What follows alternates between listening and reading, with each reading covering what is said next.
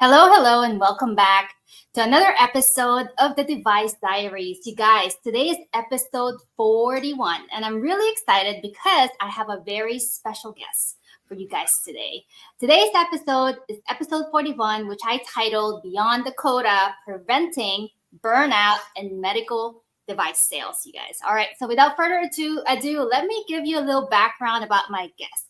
My guest today is Douglas Runyon. Much of his success in life is due to resilience and faith.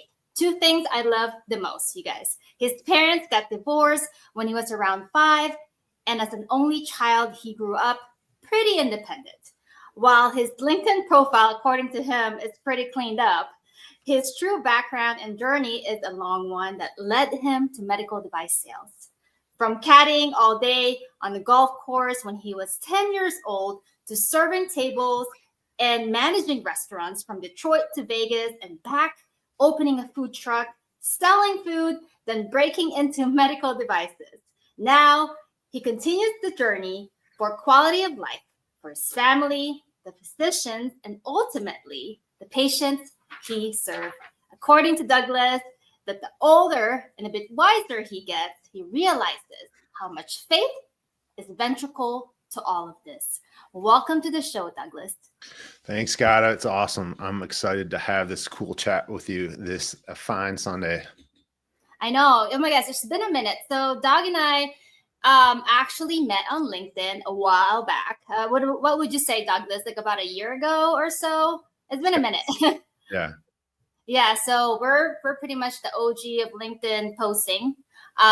We used to post a lot when this was during COVID, when everything was shut down. We kind of had to figure out a way to basically make an impact, right? Yeah. And Douglas, I really loved your story because one thing I loved about it is you started your bio that you sent me talking about resilience and faith. So before we even talk about our topic today, which I know you guys love, because I feel like the word burnout is such a hot topic right now. But before we even get started talking about it, I want to talk about you said on your bio that much of your success is due to resilience and faith. Can you talk a little bit more about that? I think it's necessary to be resilient, and in sales as a whole, more specifically in med device sales, more specifically in the current state of 2025, where access is a challenge. We have to be creative. We have to think outside of the box. In many of us, we have, whether we have a large bag or a small bag, sometimes, our whole quota can be based on 1 or 2 surgeons.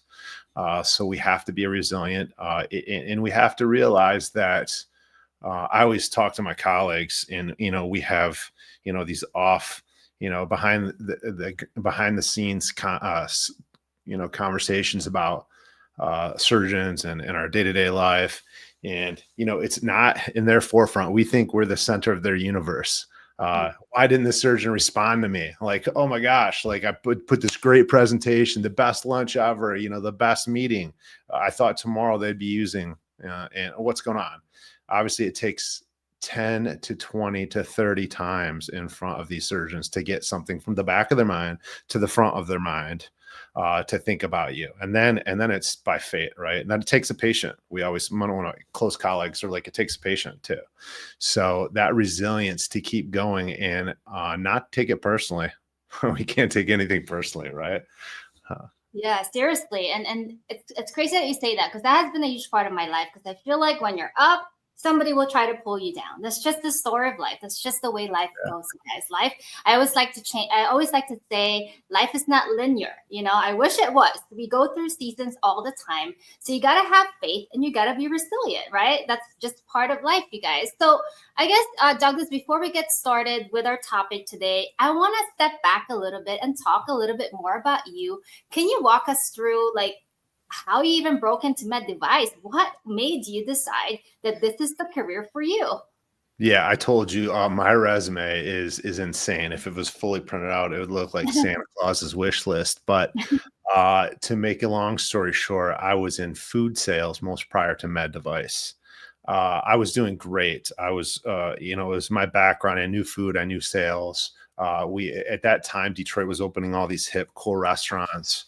I was working with all them downtown Detroit, doing very well. But you're capped. There's only so much revenue you can make in that. My kids, so I had one child, I had the second. Things are expensive. Private schools are expensive. Mortgage is expensive. So it's like I need to get into a higher ticket sales. So naturally, I could sell jets or private jets or big finance. But I was like, all right, med device. I really have a passion, and I was seeking the professionalism of the industry.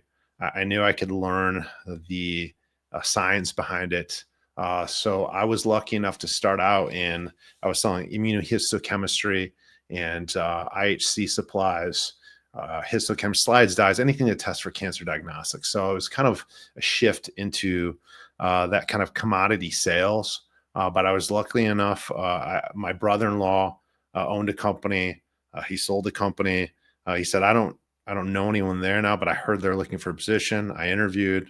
Obviously, I did well. So that was kind of cutting my teeth in medical sales and in working with GPOs and contracts and learning that business. And then again, the resilience of that and the contracts. That's a whole nother story. But then I wanted to work for a big one. So I'm like, I want to work for the biggest. I still need to make more. I still need to provide more. I want to serve more.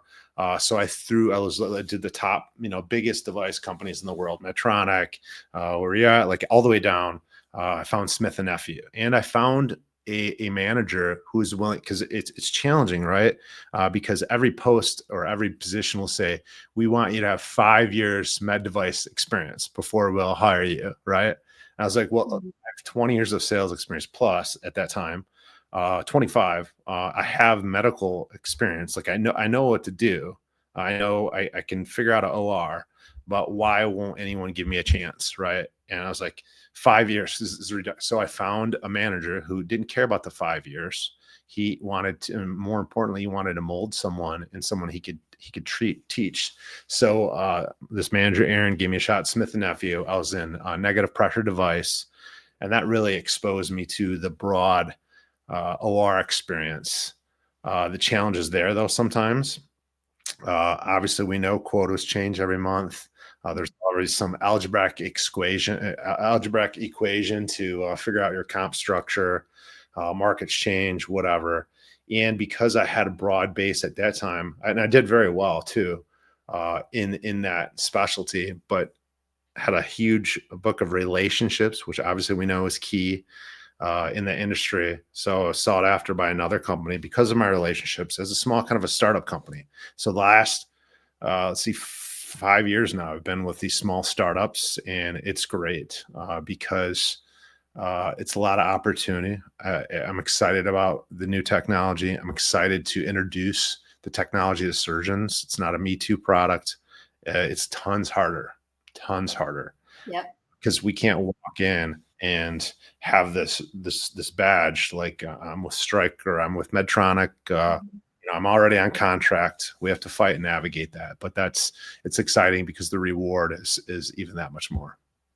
Yeah, I love when you said, as part of your story, somebody just gave you a chance, right? Because I know there's a lot of you guys who are probably listening to this podcast who are wondering, how can I even break in, to med device? And I can tell you, Douglas, and I'm sure you get the same amount of emails too. I get reached out by so many people asking me, how do I break in? What's the day in the life of med device reps? And sometimes, you guys, going back to Douglas's story of resilience, sometimes, you just got to keep trying. And it takes one person to believe in you. And that's your path. That's your path to success, right? Somebody believing in you. And that's exactly a little bit about my story of how I even became successful. Because, when you first break into med device, there's a lot of moving parts, like what Douglas mentioned, learning about contracts and GPOs. Who do I talk to? The process of selling, right? I mean, that's huge. Or even understanding your quota, which again, I'm still trying to figure it out myself. It's like this never ending mathematical equation, algebra, of just like kind of learning every single bits of it. And there's a lot of pieces, you guys. There's a lot of pieces. But what's cool about this industry is the people that we serve. And at the end of the day, it's it's so rewarding. Like what we do is so rewarding. That's why my advice to you guys, for those of you who's trying to break in, don't give up, because it takes one person to believe in you. And that's a part of a lot of people's story. You don't have to have all this accolades in your name. I mean, I was a personal trainer and I was able to break in. It just takes one person to believe in you and trust on your skills, on what you have to bring to the table. And I hope you seize that moment, you guys, and that too, seize that moment when that opportunity comes, when somebody knocks on your door, because those are the moments, I call them once in a lifetime opportunities. And as part of Douglas's story, as part of what he said, big part of his life is resilience, faith, having faith. Oh my gosh, I love that word, faith. Let's talk about that a little bit more, Douglas, because I feel like because of everything that's changing in this world nowadays, people are starting to get burnout, right? There's so many things going on in the world. There's so many things. There's so many changes in hospitals. There's so many changes in management. Why is it important to have faith when things are just not going your way? I think one of the biggest thing is the energy, and I know you talk about this too. When you walk into the room, whether it's when you're walking to a physician office, whether you're walking into whatever the locker room when you're encountering physicians, the OR, especially when you walk into the OR and everyone seems to be very tense and stressful. This isn't working. They need to run it back and forth in the OR, grab these different things, and you need to have faith that everything's going to work out for one. But you'll bring that energy, and that energy will serve you. And that leads to, and we'll talk about it at the end too, of about the books. One of my favorite new books, and I have to read it like probably 100 more times, is Attraction Selling. But you have to bring that energy.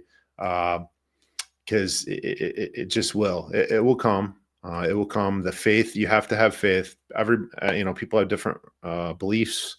To be honest, I wasn't raised with much religion. The older I get, the wiser I get. I do believe in God. I believe there's higher powers. I believe also metaphysically, if you bring that energy in the room, you will. And I literally see it sometimes when I'm in the OR. I will try to ground myself and change it, talk to people, say hi, and work that energy. As it turns out, everyone will have a better experience. Ultimately, the patient, because I think about that sometimes. The patient's laying there under anesthesia. You want to have that good energy of a good outcome too. Yeah, you guys, energy is huge, especially in this high stress job. I mean, and we're going to talk a little bit more about, like how to deal with a high stress job. Is there such a thing as what they call work-life balance? I remember recording an episode about it. And I'm basically like, I really hope there's such a thing as work-life balance.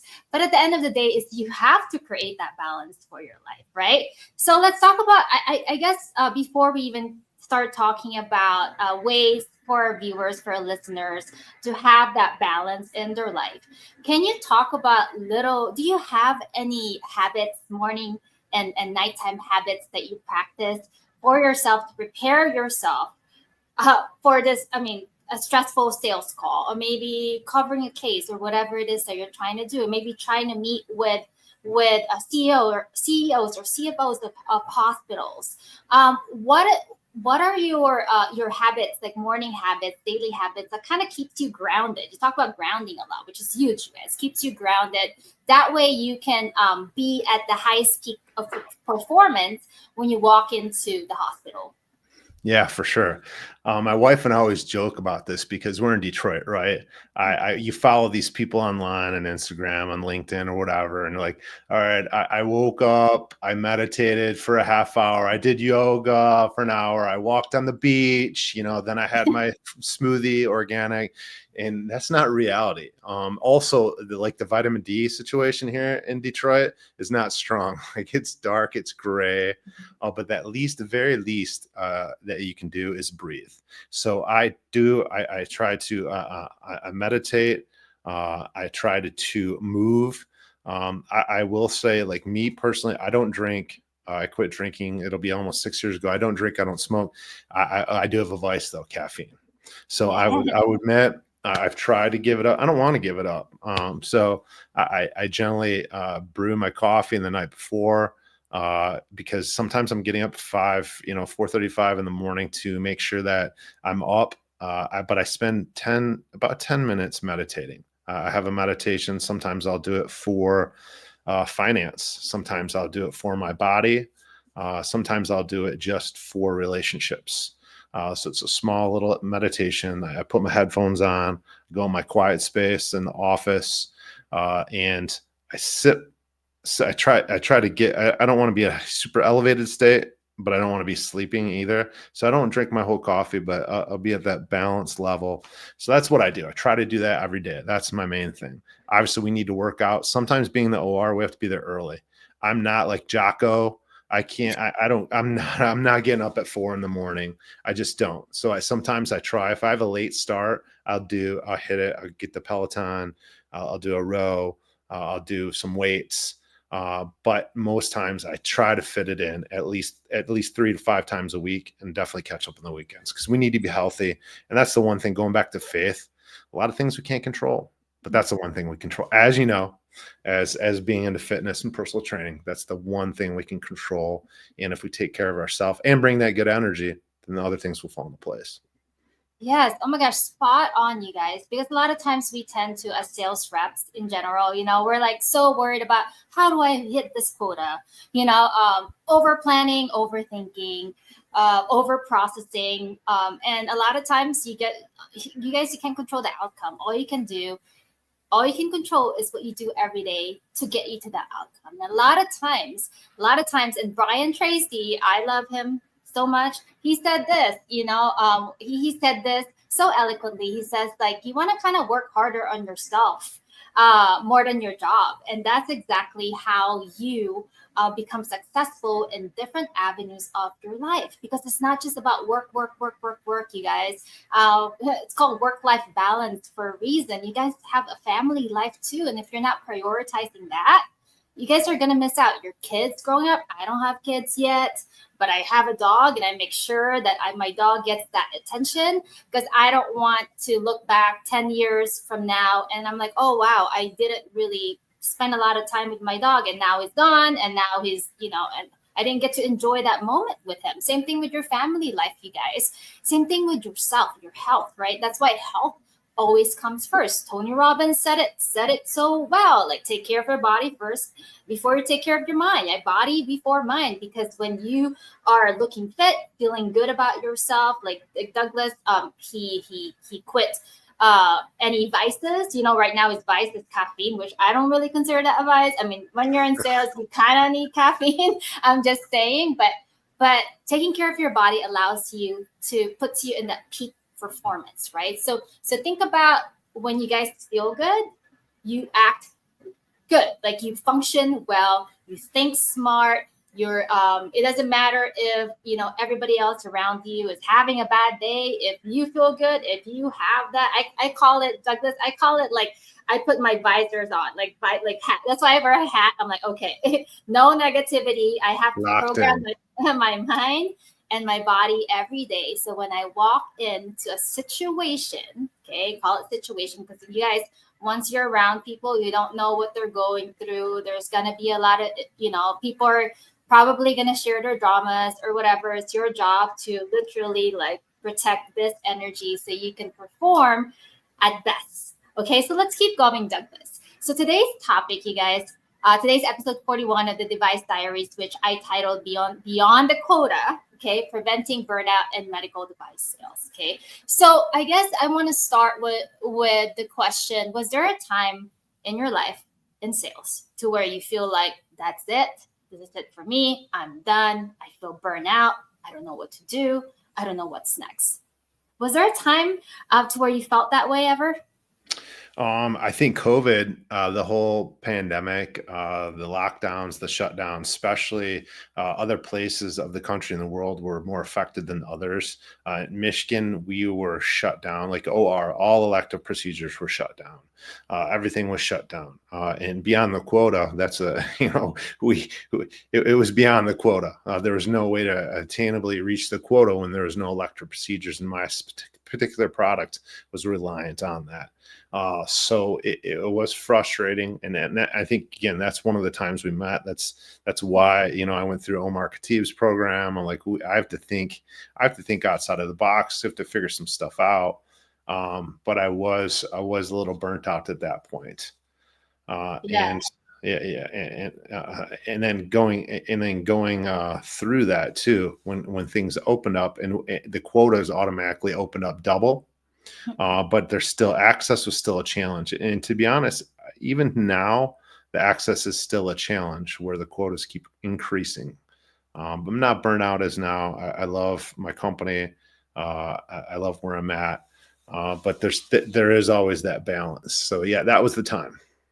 Yeah, that was a rough time for a lot of people, you guys. A lot of businesses shutting down, and I think going back to that feeling of burning out, we all go through it, right? It's just a matter of how you manage it, like how you manage your day-to-day activities. That's why I like to ask the question, Douglas, of like what are your daily habits? Because having those daily habits are the ones that actually those are the things that prepares you from the worst situation. Like if you guys just have, I mean, think about your brain as a muscle, right? If you're exercising, if you're meditating, grounding, whatever it is that you do, praying, I don't know what you believe in, if you believe in God, the universe, whatever it is that you believe in, having that faith, right?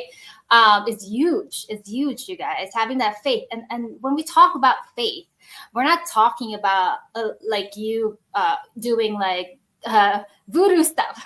It's not about when we talk about faith, you guys, we're talking about believing on a higher power. There's somebody bigger out there. There's somebody that's watching over you, right? And I always like to say when things uh, go the opposite of what I intended it to go, like when you get rejected, when you fail, I always like to tell myself, okay, Gaida, life is happening for you, not to you. Like there's a reason why these things happen. And Yeah. going back to feeling burnout, Douglas, I mean, for me, it was basically COVID was that time to where, oh shoot, what am I gonna do?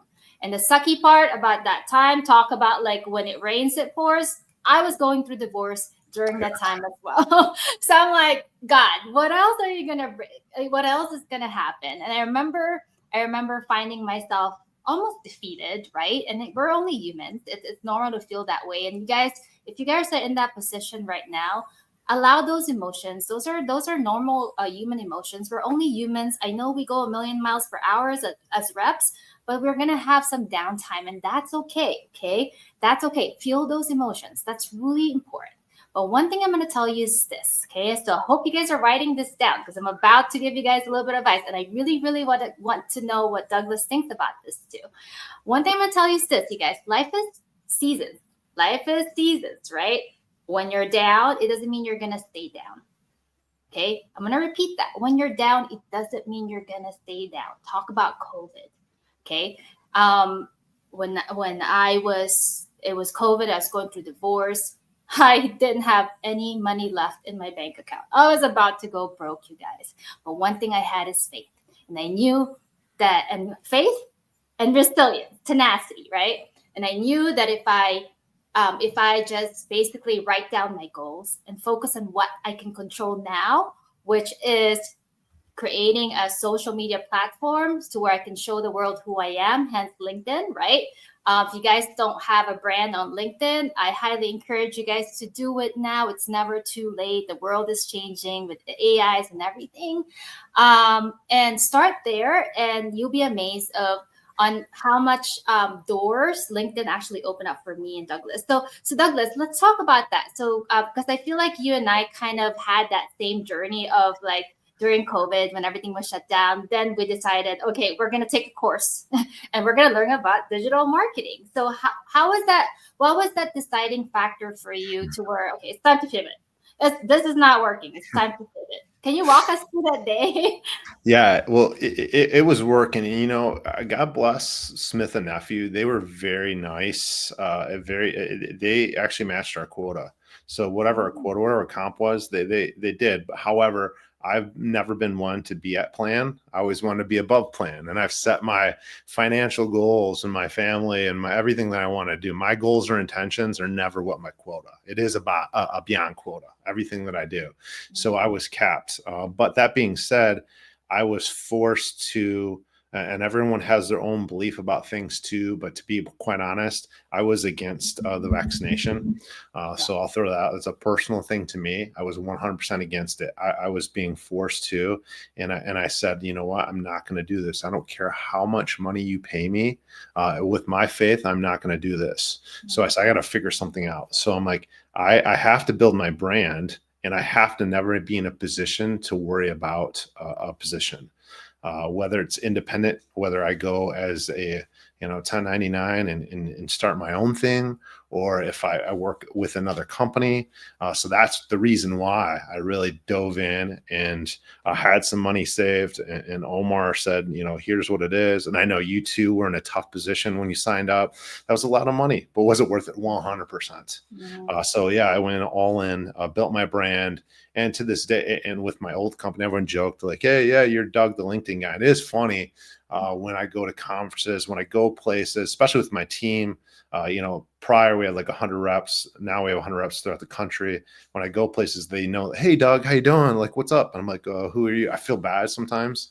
So like, who are you? But that is the reason I was like, I will never be in a position to not be able to provide for my family. Also provide for patients. I want to work for good companies that deliver good solutions to customers. And I know now, God forbid, and I love where I'm at right now, but if something happened, I know within a day I would have at least 10 different opportunities for me to get in, because I've built the brand, I've done the work. And I've connected, and you and I know, connect with a lot of people. You could throw a big net out to cast to see about catching an opportunity that would provide for you. Yeah, you guys, your network is huge. Your network is huge. Like connecting with people is huge, and having a platform to do so is huge. So if you guys are not utilizing social media right now, I highly encourage you guys to even try. Try it. I've mentioned this over and over in my previous episodes, and not to harp on it, but I really trust me. I've had guests in this podcast that to where we met at the same time. We started doing the same thing during the Doug and I had conversations over the phone of like, hey, what are you doing that's working? What are you doing that's not working? Those things are really important, you guys. And for those of you, I know we're kind of off topic a little bit right now because we're talking about social media, but this all full circle, you guys. For those of you who are afraid of posting right now, you don't even have to post. You can just comment on other people's posts. Start there, right? Not everybody's comfortable being in front of camera. I mean, I'm the one that's not comfortable on being in front of camera. I had to force myself. I can tell you how bad the first video I've ever recorded. I was literally shaking, you guys, but I did it, And I guess, and again, for those of you guys, a little advice for you: the great thing about those skills, right? Call it skill, right? Nobody's really. I mean, yes, we do have God-given gifts. We have our natural gifts, but a lot of these things can be learned, you guys. A lot of these things that you're not comfortable with or you're not comfortable doing, those things can be learned. Hence, skills. Okay, so if you're fearful of doing something right now, going outside of the box, trying something new, just know that just practice. It takes time. Just keep doing it and doing it and doing it, and next thing you know, you can do it with your eyes closed, right? Douglas, what do you say about that, Doug? Because you talked about like, you're now every time you go to conference, hey, Doug, I saw all your posts that you've been doing. You're the LinkedIn guy, right? Which is really cool. It's funny. I have the same impact with people. Oh, I've seen your posts and stuff like that. But how does that make you feel? Like providing so much impact in our community, so med device in general, as well as your community, your space in med device of physicians getting to know you better as your rep. Like, what was that impact for you? How did that impact your career? I think mainly is going back to the energy. I want to be a resource to my team always, to my colleagues. That's the main thing.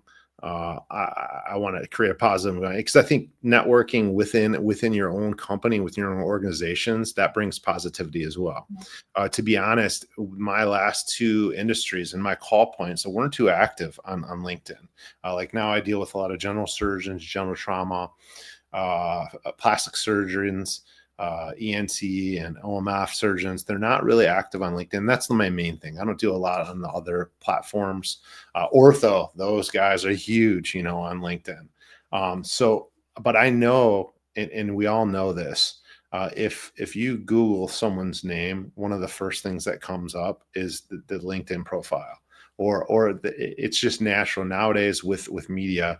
I want to believe that physicians, if you're dropping off something, a card, or if you're passing in the hallway, they're going to go back and check out your profile. So they're going to see what you're all about. And sales is all about know, like, and trust. So if they can take 5 seconds and know you, like you, and trust you, they're going to be more than willing to at least hear you out, but if not, work with you as a solution to help their patients. Yes, you guys. I mean, think about it's just like you guys stalk if you're trying to meet someone, right? You stalk them a little bit, right? They do the same thing to us. For sure So they do. For yeah, sure they do. right? They do. So think about your social media platforms as your resume, you guys. So make sure whatever you put out there, it really lines up with your values and your morals, because that's huge. This industry is this community is so small. Everybody knows everybody, and it takes one F up, and you guys are gone forever. So please, anything that you do in life, make sure it lines up with the brand. Like, your brand is you as a person. And what's cool about branding, right? Everybody's different, and everybody's unique. You're right. You have your unique brand. So if you hone into that, if you really understand who you are as a person, know who you are, know who you're serving and why you're serving them, that creates the brand. And be truthful too. Be authentic about it. There's no reason to fake it. If it's not you, you guys, it's not you. Yes, you can. I guess if you want to call it copy what other people are doing that's working, but still stay authentic to who you truly are, because that's what sets you apart, especially if you're selling Me Too products. Doesn't matter what company you work for, doesn't matter what you do, doesn't even have to be sales. It could be you could be in any other industry. All right. So Doug, let's dive into our topic today, which is beyond the quota, preventing burnout in medical sales. Is there any advice? Okay, I hope you guys are writing this down, because we're gonna drop some nuggets for you guys. Can you give our listeners 3 advice that they can practice right now to prevent? Okay, we're trying to prevent burnout in sales. Yeah, it's planning. 100%. My metaphor, there's no balance. There's no work-life balance. There's no such thing. I think of it personally as spinning plates. Like, if you see those old guys and like in the past that are like almost like circus performers, they're spinning all kinds of plates. They have one going here, some on their feet, nose, whatever. Sometimes, you don't want them to drop. Sometimes they do though. But you have to go over here, spin this one a little bit, spin this one a little bit, spin this one a little bit. But I always, if not Fridays, on Sundays, and my wife and I do this too. I have a planner. Some people joke at me because I have the old school Franklin planner from like the 80s, Franklin Covey. And every year I get my new bundle of stuff, and I have it right here. I have it right here. Here's my Franklin planner. Like, Look I at that. have here's everything. I have my daily, here's my, what my whole strategy, my purpose is, but I have, weekly, monthly, but I sit down and I plan out my week. And the non-negotiables I'll write. And also I have colored pens. So I'm kind of crazy like that too. So I have a blue pen, which means business. I have a red pen, which means, and they're erasable because things change. And then I have a black that is non-negotiable. But on a weekly basis, I plan it out, because if you don't plan it, it's not going to happen. So that's my key to burning out and stress and being there for my family. For instance, my daughter singing for the Detroit Tigers national anthem on Tuesday night. So I know I have to be there. I know whatever I'm going to get up earlier on Tuesday and make my calls and do my rounds and to make sure I'm done by 4 or 5 to make sure I can make it there. So, but it's the planning that's the key, because if we don't, you're chasing your tail. It's stressful. You're going to get burnt out. And Amen. and with faith, and you know what?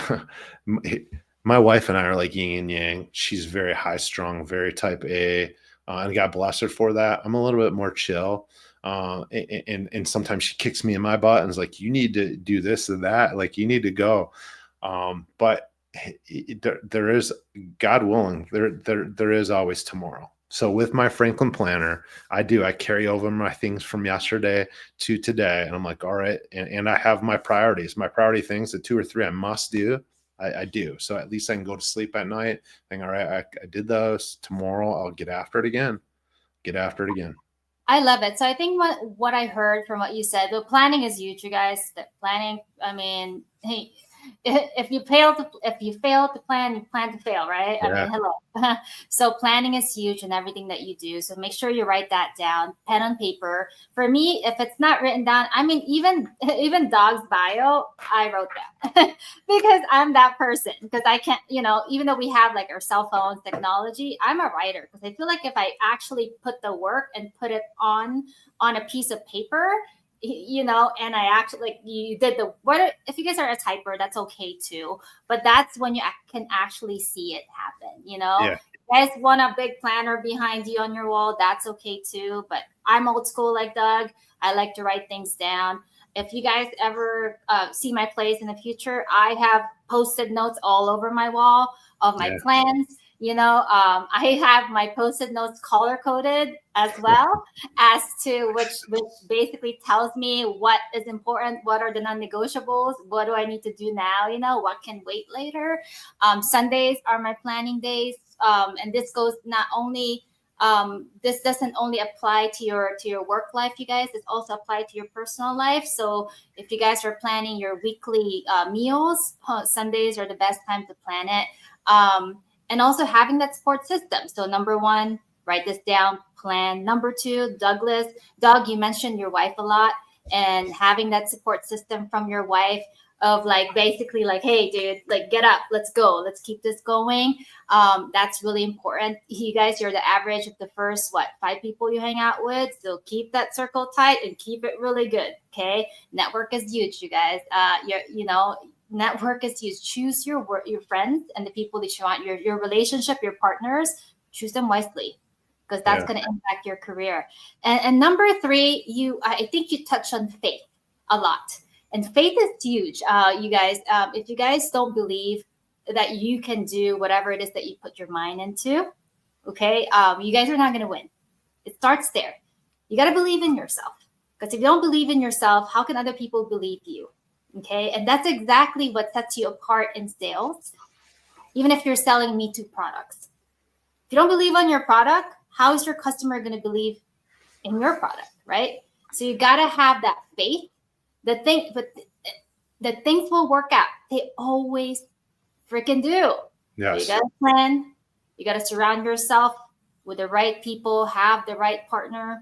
I don't know what type of relationships you guys have, but if your partner is basically a partier or staying up too late, or like not planning, not doing the things that you're doing, that's not the person for you. You cannot change people. You attract who you are. So those are a lot of things. I know it's a lot of things for you guys to remember, but one thing I can guarantee you guys, and if there's one thing you can take from this podcast, I want you guys to understand that life does work out. The times that you're down, you're not going to stay down. Having that faith, having that support system, and having that ability to write your goals, if you do those 3 things, you guys are going to be successful.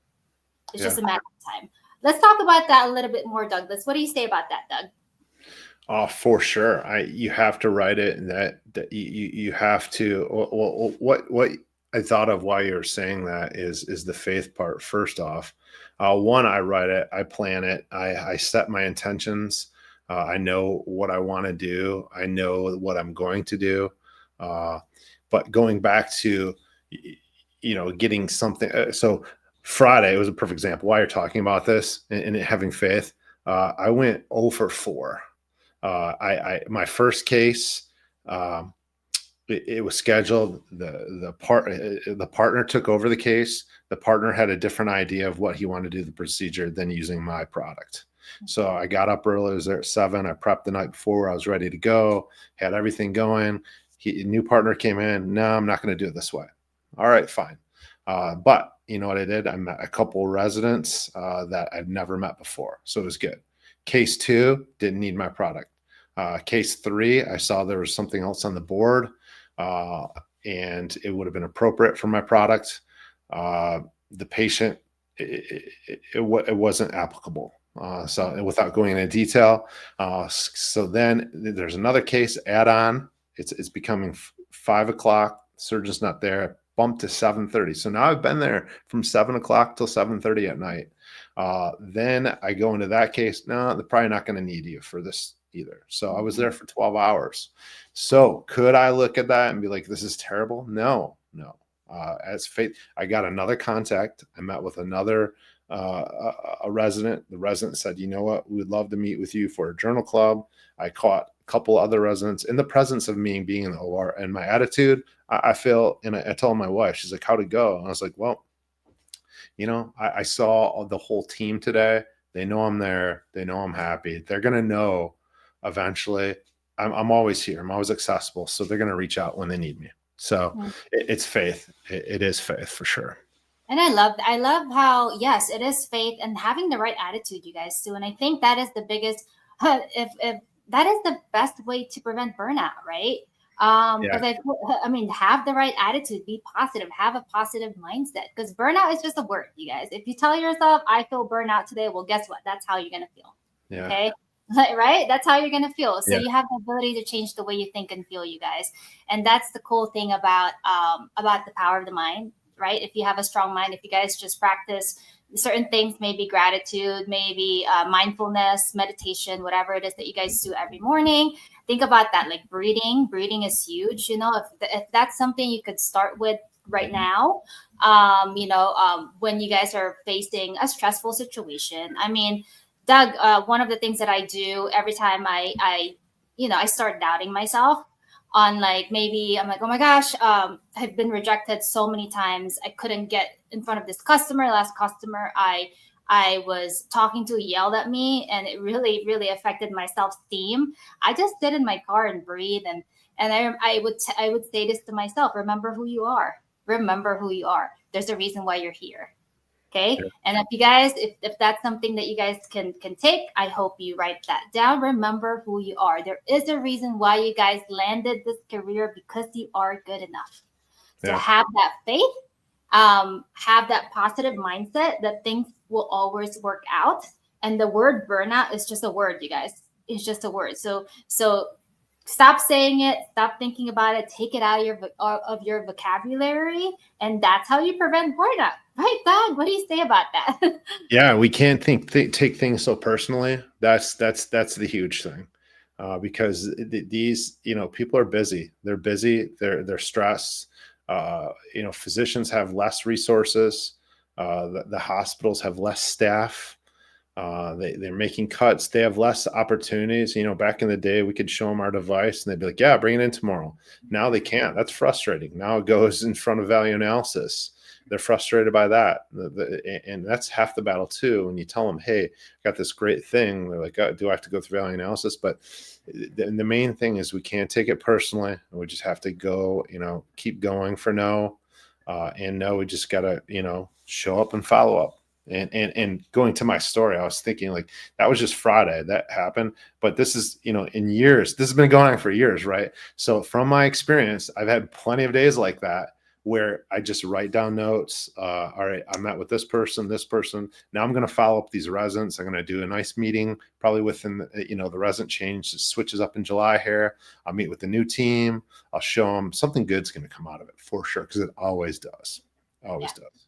Yeah, I love that. And never give up, you guys. Just keep writing it down, building a story. The fun part about our jobs as medical salespeople, right, is we get to. I love writing stories. I love going to accounts, basically and I wouldn't say, well, technically unannounced, but because it allows me to create a story, right? That's called cold calling, you guys. If you don't know how to cold call, I don't know what you're doing in the business. It's part of the gig, but it allows you to create a story, right? So make sure you're writing it down, because you don't want to basically, let's say, you don't want to keep going back to step one, right? You got to create, it's a process. So when I talk about a process, and for those of you guys who are new to this, the med device world, or maybe you are struggling right now, maybe you're not hitting your quota, or maybe you feel stuck, just go back to the basics, right? Start building that story, start getting to know people. Sales is relationship based. Okay, sales is all about relationship, and Doug can attest to this, right, Doug? So let's talk about that. Why do you think it's important to, when somebody feels burnout, right? Oh my gosh, nothing's working out. Going back to the basics, it's probably the best thing you could do versus trying to innovate or come up with these new strategies that are freaking crazy. That's probably over your head. Why is it important to always go back to the basics when things are not working out for you? One, I think going back to the basics too, like you said, relationship. You did talk about two things there: relationships and going back to the basics. Going back to your old customers, I think, is a good thing, and they've always proven that. A lot of what's like the 80-20 rule. Most of your sales, most of your business, and go back to your core customers. And I guarantee there's cases where our physicians didn't use our product just because we weren't on top of the mind. If we go back to them and talk to them, and two things. So it's going back to the basics and talking about your product or your service and the outcomes that you can get. It's going to refresh them, because again, we always think that, oh man, they know exactly what my product's used for. They know all the applications. They all automatically are thinking about me for all of their patients or the best outcomes for the patients. No, they're not. So going back to them, going back to the basics. One, I always do, like I always am studying not just sales, but I'm also studying my product, latest techniques, case studies, and especially before I meet with a physician, to make sure that I know what the best outcomes for the patients that be doing. But going back to the basics and going back to those original customers, be like, hey, remember we talked about this? It's applicable for this. And how did you like it? I know you've been using it for a while. What are some good outcomes you've had? And they'll tell you. The other thing, going back to the basics, a lot of times at that point, you can go back to them and ask, hey, now that you've been using this for some time, you're fired up about it. Who else? What other surgeons do you think might be interested in using this? And they'll be more apt to help you out. Because as we know, relationships, referrals, and all that, the easiest way to get business is word of mouth. It's not cold calling, even though cold calling is fun. We do create some fun stories by going unannounced. Those are the best. Going back to the basics of going back to those original customers. And I would advise all of you. And in fact, while I'm saying this, I'm thinking about too. I gotta practice my own medicine, and I should go back to a lot of my old customers now. How are things going? What do you think? Who are some other surgeons that are colleagues of yours? And would you be able to text them or shoot them a text and just say, hey, I might be stopping by, or check this guy out. He's not a ding dong. See him for a minute, and we got some great outcomes. Yeah, and those are, you guys, you got to use your customers as a resource too, because at the end of the day, doesn't matter how much of an expert you are in your product, or in order for you to make the sale, you got to have to make sure they believe in it, right? Yeah. And how do you turn your customer, how do you turn non-believers into believers? You got to keep showing up. Okay, you got to keep having those conversations with them, ask the right questions, there, or maybe they've used your technology or your device once and they haven't used it in a while. A lot of times, like out of sight, out of mind. Like maybe they just forgotten about it. I can tell you, Doug, how many times I've looked at my report and I see like, how come this person is not using it as much? And then I show up, I'm like, oh, God, I keep forgetting to order it. And Yeah. that's your answer. I just keep, it's not you. I just keep Yeah. forgetting to order it. So you just having that, FaceTime with them once in a while, those are really important, you guys, especially those customers or loyal customers. Don't forget about them. Just because you've already landed the deal and you Yeah. already made that sale, go back and keep having those conversations, because a lot of times that's how you gain new business. For Because sure. they're gonna be the ones that are gonna tell you, hey, there's a new guy in school, Gaida, and he works here and he's a friend of mine, and guess what I'm gonna do? Hey, do you mind introducing me to this new guy in school? For sure. And now you have that, the expert is now introducing you to the new guy in school, which makes you an expert because you're the middleman. So does that make sense? I hope that makes sense to you guys, because going back to the basics and having those relationships, building those relationships, and really not just building, but really it's kind of like when you have a plant. Think about it, right? When you planted a flower or something, you gotta keep watering that. Otherwise, it's gonna die. So think about that as your relationship. Think not just your work relationship, but also your personal relationship. Yeah. If you're married, if you're in a relationship, you gotta have those conversations, those communications constantly. Otherwise, it's not gonna flourish. All right, you guys, we're getting there. So Douglas, I want to ask you. This is my favorite question. Is there Yeah. any book that you're reading right now, and why?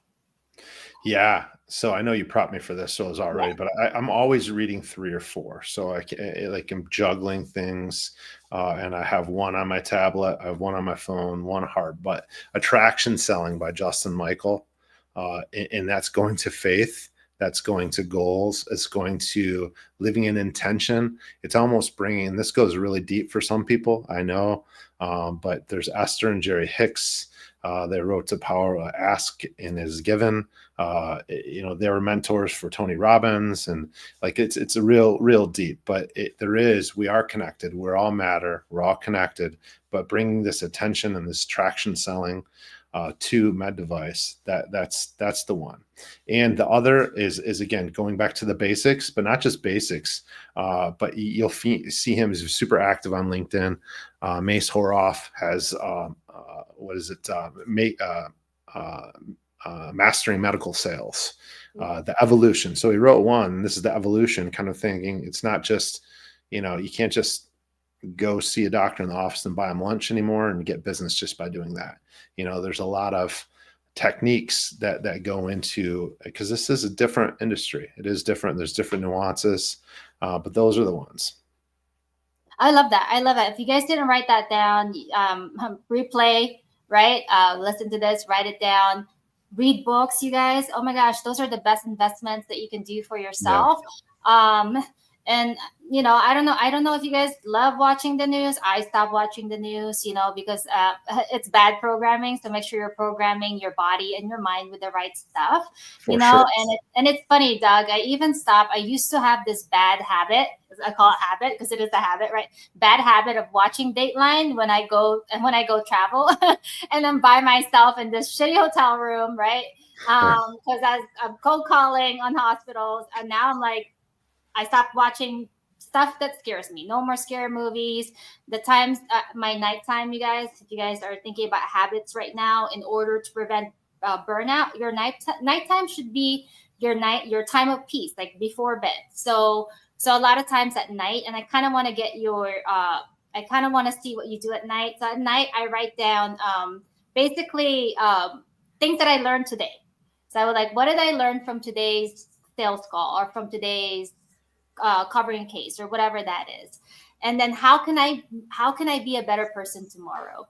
So that's you programming your mind as to becoming a better person tomorrow, right? Every day is going to be different, you guys. So you have to have that ability to be open to feedback, and sometimes the feedback's coming from you, right? And those are all good feedback. So do you do anything at night, Dog, that kind of preps you for the next day? Is there any habits or anything that you do before you go to bed that basically helps you, helps you get a better sleep or get a good sleep that will make you refreshed the following day? For sure. Same thing. Going back to my planner, I pull out the Yeah. plan. I reset, so I copy any things that I didn't do from yesterday that I have to do today. The must do's. Those are the most important things. So I know going to bed, I'm at peace. My mind's not wandering. I know the key things that I need to do tomorrow to keep propelling me towards success. That's it. I don't do it religiously. I should do it religiously, but oftentimes I'll do a meditation as well. So I will have this kind of this rinse and repeat from the morning. I will do it. It's either on finance or it's on, but it's stimulating one with the right type of music tone, or it's a intention, and that's a whole nother topic for a whole nother podcast. But I do a meditation sometimes on my headphones, and my wife and I, she does her own thing too. So we have a king size bed. She's got her own. She's got her eye pillow. We try to get to bed early, and that's a key too. Try to get to bed early. My son, and that's another thing, juggling life. I have an 11-year-old daughter. I have a 16-year-old son. The 11-year-old will put her to bed by 9 o'clock. My son, he always wants to talk though. God bless him. We have this we're like, dude, it's time for bed. It's our time. We got to go to bed. You got to go to bed. So we talk to him, send him off to his other part of the house. But my wife and I are generally dialed into our own things. We have our own meditations, our own little sets of headphones.